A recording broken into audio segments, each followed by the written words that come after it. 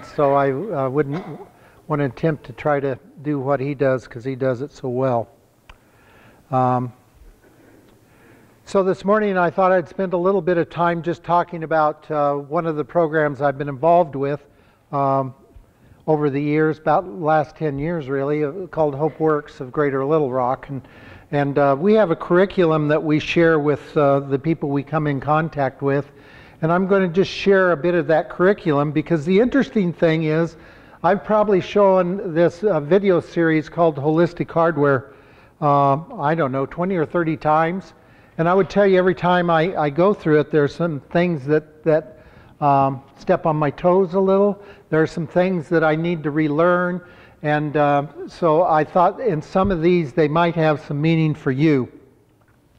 Again, it's called Holistic Hardware. It's a video series put together out of Harlem, New York by a guy by the name of Joe Holland. And he basically had a shelter there, and it 15-bed shelter, and he just didn't feel like he was reaching them, so he put together this series, and I'll just share a couple of those things with you. The first lesson deals with the 3V strategy. He really likes to use these letters for the whole lesson. And so the 3V strategy is vision, valley, and victory. And as I thought about those three, and he doesn't go into this, so I'm going to embellish a little on this, but when you think about vision, what do you think about? Seeing, okay? In some cases, seeing the unseen, isn't it? We know that God has a vision. What was God's vision? That man would be in fellowship with him. That man would be in fellowship with him. And as God worked that vision, he did what? He eventually sent his son. So he, from the very beginning, if we go to 1 Peter 1, 20 and 21, he was chosen before the creation of the world, but was revealed in these last times for your sake. Though you believe in God, who raised him from the dead and glorified him, and so now faith and hope are in God. So God had this vision that starts with creation, and he creates this world that is built for man to prosper and live to his fullest. Man messes that up. And God knew that he was going to mess that up, and so he had a vision from the very beginning that in the right time, as we studied with Devin before in Galatians 4:4, that at the right time Jesus comes, completes that vision of God coming and living among us, God Emmanuel. And so he had that vision for us. So that we know that God has these visions, we know that God is a planner. We know that he created us, and when he created us, he also created us to have visions, goals. Okay, so this is probably pretty good for the first Sunday of the new year because I don't know about you, but we make New Year's resolutions, and basically a New Year's resolution is a vision. So as we'll take that a little further, when we look in the Old Testament and we'll look at people who have these visions, the first one that comes to mind is Joseph. And what was Joseph's vision?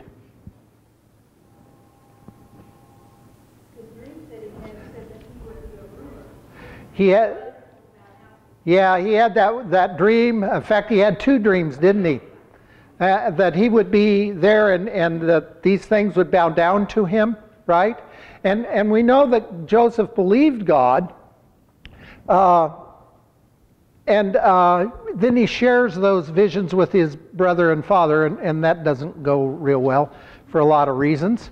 But Joseph never leaves that vision. Now, if we follow the rest of Joseph's life, what happens to that vision? It does come true. Okay? So if I have a vision of losing 10 pounds, I know in about 5 years I'm going to lose that 10 pounds, right? It depends on what I do, doesn't it? Right. So vision has some work associated with it. But the biggest thing I see about vision, and I'm not sure that we always take this into account, is that when we have a vision, I almost will guarantee you that within that vision will be a valley. There'll be a valley. So if we look at Joseph's life, he has this vision of where he's going to be looked up to. He's going to be second in command of Egypt. He doesn't know how that's going to play out. But what's the first thing that happens shortly after the vision? Jail? First of all, he's sold into slavery, isn't he? Yeah, he's sold into slavery. Did he deserve that? I don't know. But I know it happened.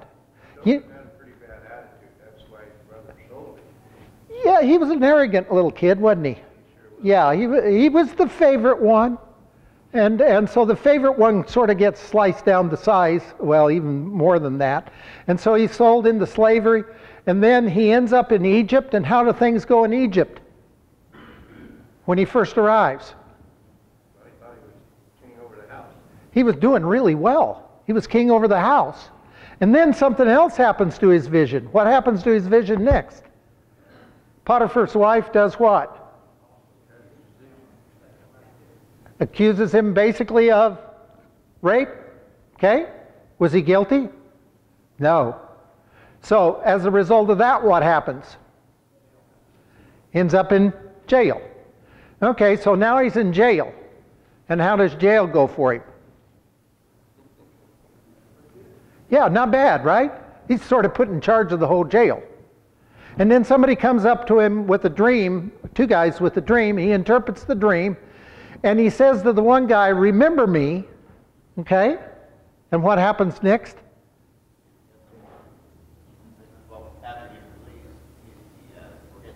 Yeah. The guy whose dream he interpreted, he forgets him, and there he is in jail. And then Potiphar has a dream, and then we know that Joseph ends up in second in command in all of Egypt, an Israelite. Okay, so the lesson here is vision, valley, and victory. And as you make your New Year's resolutions, whether they be great or small, always be prepared for the valley. I think one of the most dangerous things in Christianity is this thing called health, wealth, and happiness. That if I obey Christ, that everything is going to be rosy. Everything is going to be wonderful. What does that message do? It sets you up for failure. So when the challenges of life come along, what do? You abandon Christ.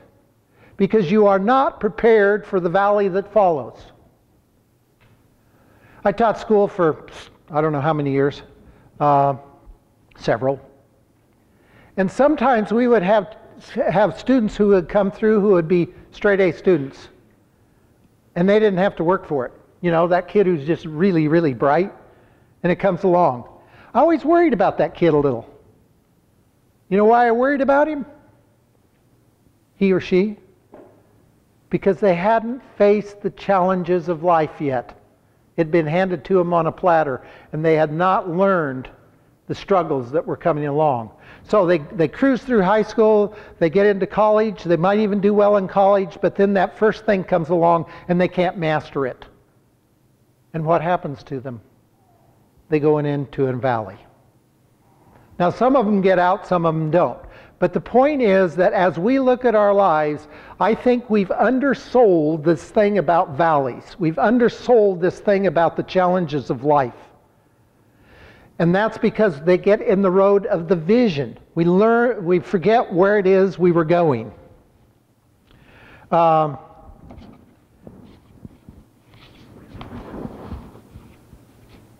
There's some. This is an interesting little book called 13 Things Mentally Strong People Don't Do. If you want a book to step on your toes a little, this will do it. My son gave it to him and gave it to me, and I told him I wasn't very happy with him. Okay? But here's some things or ideas, and by the way, this isn't a Christian author, but it is a psychologist or psychiatrist or who had, I think, some pretty good thoughts. Give yourself a reality check so that you don't exaggerate how bad the situation really is.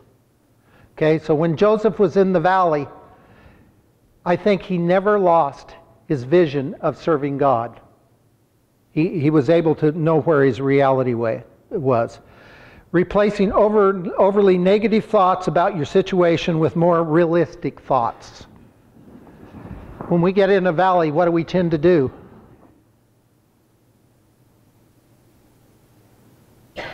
Oh, poor me. Yeah, this only happened to me. And I could relate some personal experiences there. I've been in those valleys where, all I could see was how bad a shape I was in. Choosing to actively problem solve and work on improving your situation. If you have a plan, you've got to work the plan. Keep your vision in mind. Getting active and behaving in a way that makes you less likely to feel sorry for yourself even when you don't feel like it. The other thing that gets involved in these valleys is your emotions begin to rule your intellect.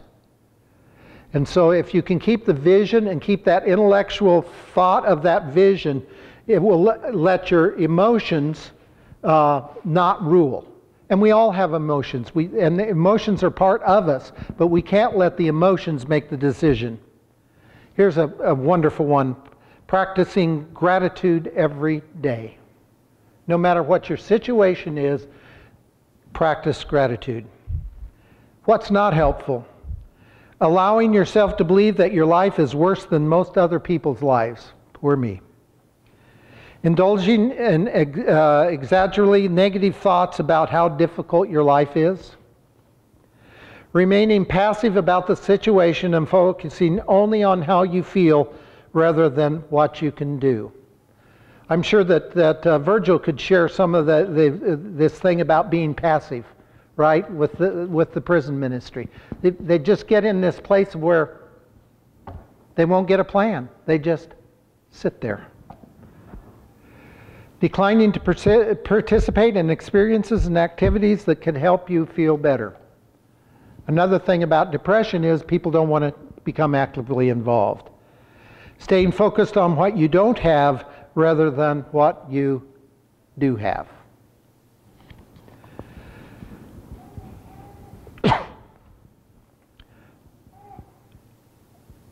When I think about, if I put this on a rather physical level, it's amazing if I decide to lose weight, how a buffet shows up. It's just amazing. If I decide that I'm going to put myself in a position of financial security, an emergency shows up. If I make a determination I'm going to read my Bible daily, well, today I'm awfully busy. I'll put it off till tomorrow. And guess what? All of a sudden I don't do that anymore.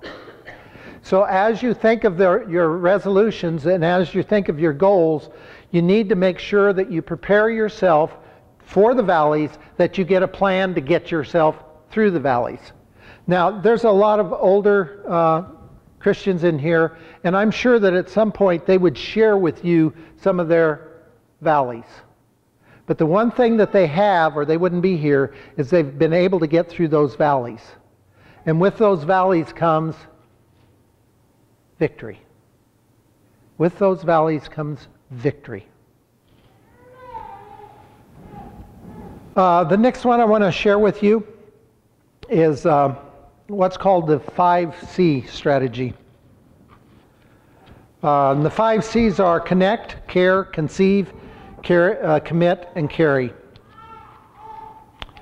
The first one is connect. When you think of the word connect, what do you think of?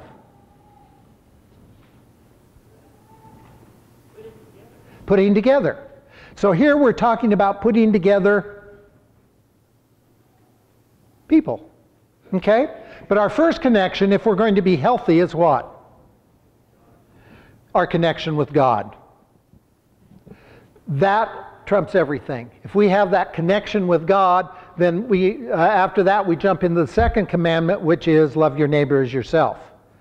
If you're connected to God and you are not having connections with Christian people, I would suggest to you that you have some serious problems.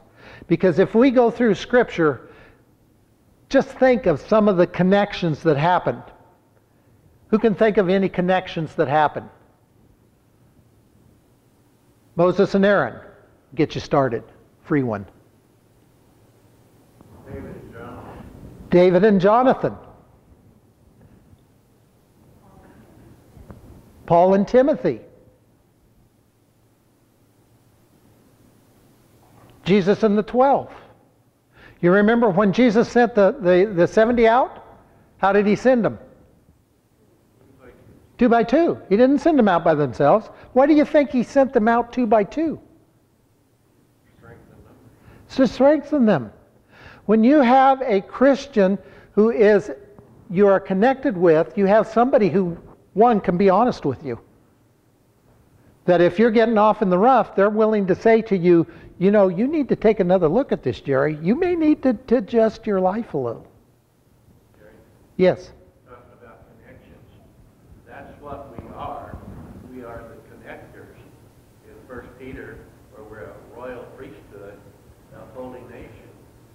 And the purpose of that royal priesthood and holy nation is to call people out of darkness into light. So we are to be involved with connecting. Even in Matthew, blessed are the peacemakers, making peace with ourselves, with fellow men, and with God. Excellent, Joe. Thank you. Now, there are 3 kinds of people, okay, in terms of connection. Okay? There's the mystery person, the 3M strategy, okay? The mystery person is that person you come across you don't know. And so basically you build a little fence around them. And you build that fence around them until you get to know them. The second one is the menace. It's that person you just can't be around. There's just no way that you can be around that person and thrive. Now, especially for people who are homeless, especially for people who are coming out of prison, especially for people who are coming out of drug addiction. If they go through that, they get rid of their drug addiction, and guess what? They go back to their same environment. Guess what happens? They go right back to where they were. Yeah. Healthy people cannot return to that unhealthy environment and survive if they're in the same situation. I had a kid in school. It's the most amazing thing I'd ever seen. He was basically getting out of control. He ended up in my office. He was angry. He was so angry that he was foaming at the mouth, and he got on the floor and he spun around, threatened to jump out the window. And folks, that went on for 20 minutes. For 20 minutes, he was totally out of control. So I had a visit with his mother, who happened to also be a teacher of mine. So that was a rather delicate situation. And I said to her, something's got to change here, because it isn't going to end well if this keeps going. And she and her husband agreed to let that child be pulled out of the home, and he went over to the eastern slope of Colorado for 8 months and had intensive mental counseling. But the neat thing about what he went through, or what this family went through, is that they went back to the parents, and the parents had to go through counseling also. Because without that parent counseling, that child would have come back into that same home, and you know what he'd done? He'd have returned to the exact kind of behavior that he had left behind when he went over there. So in that case, they had to change both environments for that child to be successful. And by the way, about 3 years ago, and this was over 20 years ago, I got a call from this boy's mother, and he was there, and they talked to me. that child was able to turn his life around successfully. The third person, remember we have the mystery, the menace. The third person we need is that person we call a mentor. And we need to seek out those mentors in our lives. If you'll get that mentor can help you through the valley. So we don't walk through that valley alone. We have that person who can come to us and counsel us and say, you know, it isn't as bad as you think it is. I'm here for you. Now, oftentimes that mentor can be a spouse. That mentor can be just somebody in the church. But that mentor needs to be somebody who has a spiritual set so that they can help you through the valley. All right. Any comments on the connect? The next one is conceive. And this one is conceive of yourself as important. One of the things that we run into with drug addiction and even prison ministry and that kind of thing is people who don't believe that they are important or have anything to contribute to life. We teach that we are created in the image of God. Every person is created in the image of God. We are too. John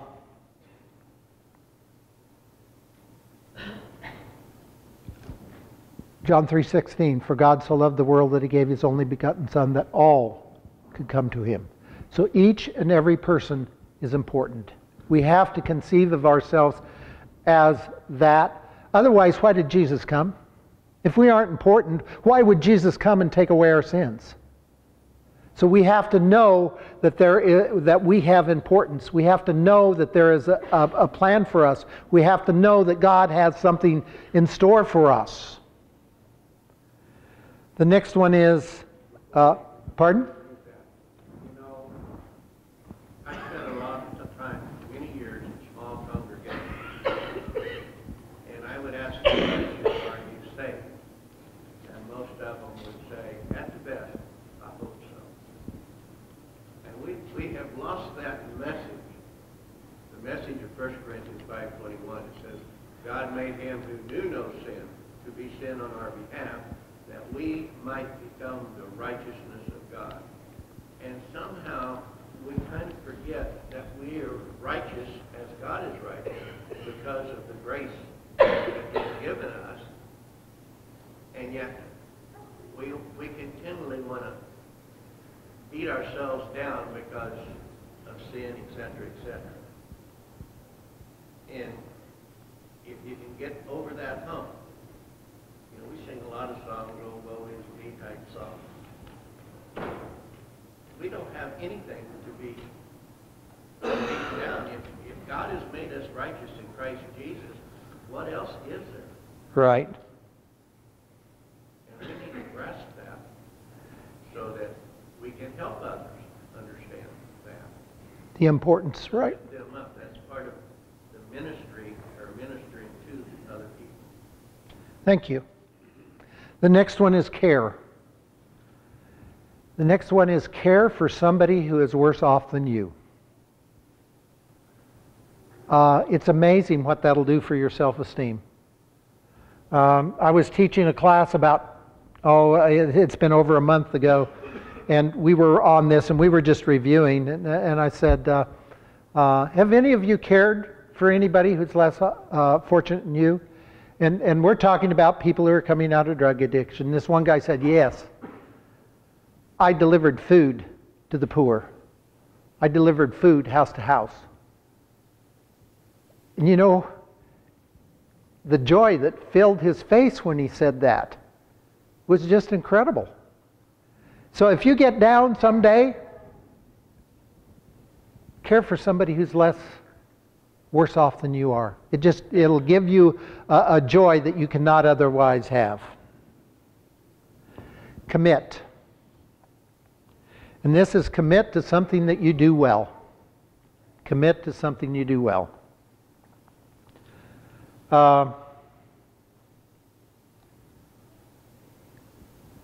In 1 Corinthians, there's a whole thing about gifts. And I believe that each one of us has a gift. And sometimes we don't exercise those gifts. I know I haven't at times in the past. But if there is something that you can do well, pursue that. I would tell you again, from an educational standpoint, if you spend all of your time with a child on the place they struggle, they will not grow as you want them to grow. Now, that doesn't mean we don't take care of that. It means that we don't make that the emphasis. Well, child, you can't read, and we're going to hammer you until you can read. If you ever get there, he'll hate to read. But if you can find that thing that he does well, then he will tend to grow much faster and be a much happier child. So commit to things that you do well. What might those include? Experience?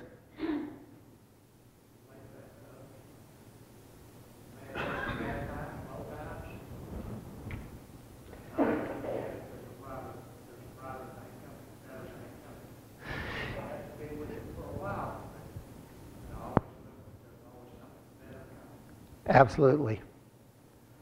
And it can be something like working in the building. Those people who are good at that, that's their gift. They should give that, and they do. I know Mike has done many things. Because I'm telling you, if you're going to rely on me to do things to fix around this building, we're going to have to build a new building. It's true. I can't fix anything. It's one of the great disappointments for my wife when we got married. Okay? Because her dad can fix anything. He melted a fiberglass pan on a truck, and they said it couldn't be done, but he did it. So here we are. We have our clothes washer go down, right? Well, I'm going to fix that puppy. Well, now she's sort of happy because she knows she's going to get a new one. It's true, isn't it? Yep. I worked on a vacuum once, too. We got a new vacuum. Okay? I don't have that skill. But if I continue to work at that kind of thing, I'm not going to do anybody any good. So I better find those things that I do well so that I can make my contribution. But it's not fixing stuff. It just isn't going to be there. I have skills, but not there. The last one of these is connect, or not connect, but carry. Carry yourself with humility.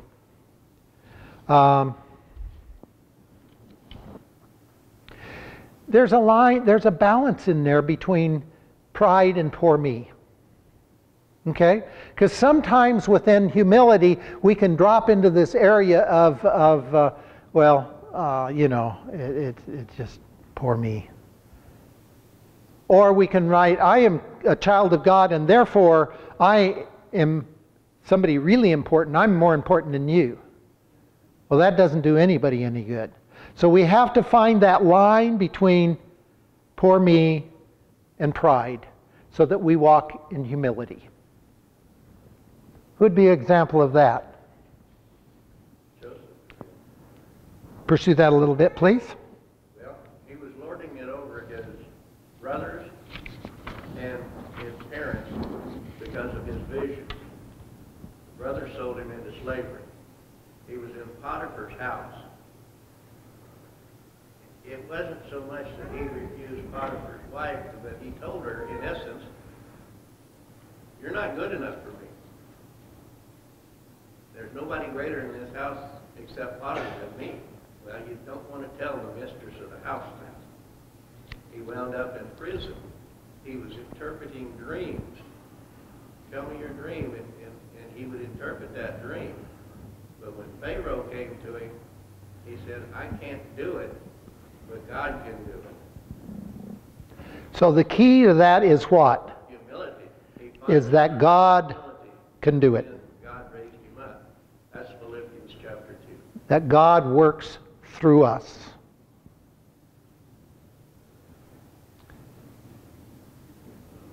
All right. So let's review a minute, and then I'll have one more thing here. We had the 3V strategy. The 3V strategy was vision. Wow, you are good students. Wow. I've worked with some people who it's taken 6 weeks to get that. Vision, valley, and victory. Okay, and what's the 5C strategy? Oh, harder. Connect, conceive, care, commit, and carry. And C for chocolate. Yeah, I should have known. Jeremy, who I was hoping to be here this morning, said, you know, there's a 6th C, and that's contentment. There's a 6th one, and so we're going to add that to our curriculum. The 6th C is content. Paul said, in all things I can be content. And in that he was speaking about riches and poverty. It doesn't matter whether I'm rich or whether I'm poor. Paul said, I'm content. The last one is called the discipline strategy that I'm going to share with you today, and I'm sharing this last because it's my least favorite, because it's the hardest one for me to do, okay? And that is physical, mental, and spiritual. You know, it says in Luke 2:52 that Jesus grew up in wisdom, stature, and favor with God and man. So there are 3 parts of that: physical, mental, and spiritual. And as these holistic hardware teach, is that if I can spend about 30 minutes on each one of these a day, that I will have real growth. So the physical would be what? Exercise, controlling diet, and that's the one I do not care for very much. Okay? Because that's the hardest one for me to do. And then that goes back to that vision. By the way, in terms of vision, sometimes when you get a vision that's too grandioso, you'll never get it done. You have to break vision down into steps so that you have something that you practice daily, as opposed to, well, I'll get there. But have a plan for your daily life of where you're going to spend some time on each one of these. So it's physical. Spend some time with exercise and diet. The next one is mental. Learn something new every day. Read a book. Again, I'm sort of trampling on my own toes here. I don't know about you, but I like television. It doesn't speak very well for me, does it? But I do.